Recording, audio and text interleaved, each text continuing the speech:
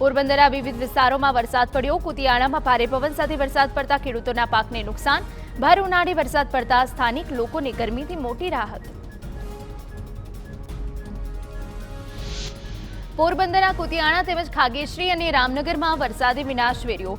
ભારે પવન ફૂંકાતા આંબાના ઝાડ પરથી કેરીઓ તૂટી પડી. ભારે વરસાદના કારણે ખેડૂતોને ભારે હાલાકી.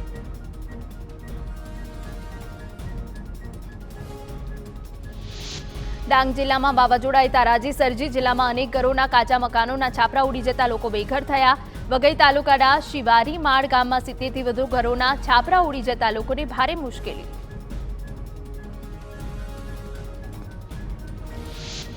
બનાસકાંઠાના પાલનપુર પંથકના વાતાવરણમાં પલટો આવ્યો. ભારે પવનના કારણે ધનપુરા ગામે પતરાનો શેડ તૂટી ગયો.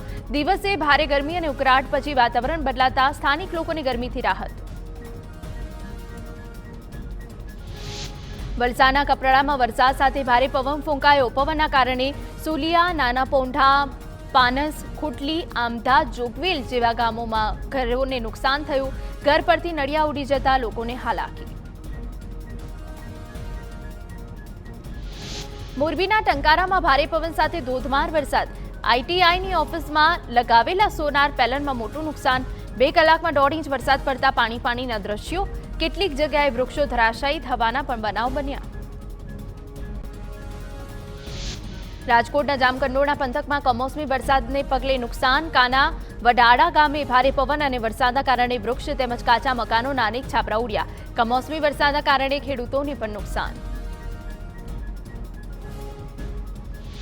અમરેલીમાં વાવાઝોડા સાથેના વરસાદે બાબરા પંથકમાં ભયંકર તારાજી સર્જી. બાબરા પંથકમાં 100ની આસપાસ વીજપોલ અને વૃક્ષો ધરાશાયી. પાણી પુરવઠા કચેરીની દિવાલ પણ ધરાશાયી. વાહનોને પણ વ્યાપક નુકસાન. જીનિંગ મિલમાં કપાસનું કરોડોનું નુકસાન.